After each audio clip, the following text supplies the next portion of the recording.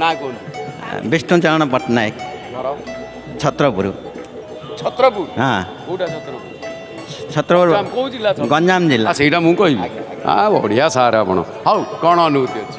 Sir ଓଡ଼ିଶାବାସୀଙ୍କୁ ମୋର ନମସ୍କାର। ଅନୁଭୂତି ସାର୍ ମୁଁ ଥରେ ଆସିଥିଲି ପୁରୀ, ମୋର ସାଙ୍ଗ ଆଉ ମୁଁ କିରି ଆସିଥିଲୁ ଗ୍ରାଜୁଏସନ୍ ପରେ ଆସିଥିଲୁ ଯେ ଏଇଟା ଗୋଟେ ASM ପରୀକ୍ଷା ଦେବାକୁ ଆସିଥିଲୁ। ହେଲେ ସେ କହିଲେ ସେ କେତେ ଦିନ ହେଲା ପୁରୀ ଆସିନାହାନ୍ତି, କିନ୍ତୁ ମୁଁ ଆସିଛି ତାଙ୍କର ଜଗନ୍ନାଥ ଦର୍ଶନ କରିବାକୁ ଇଚ୍ଛା।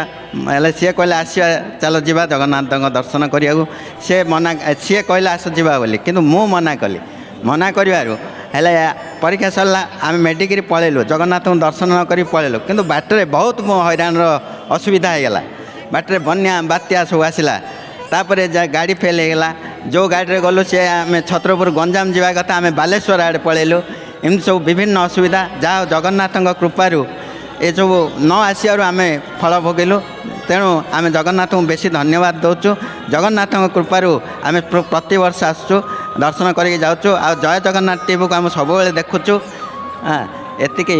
ଆପଣଙ୍କୁ ବହୁତ ବହୁତ ଧନ୍ୟବାଦ। ଜୟ ଜଗନ୍ନାଥ ଟିଭି ପରିବାର ତରଫରୁ ଗୋଟେ ପାରମ୍ପରିକ ଜଣାଣ ସ୍ୱାଗତ କରିବା ଆଉ ଜଣେ ଭକ୍ତ।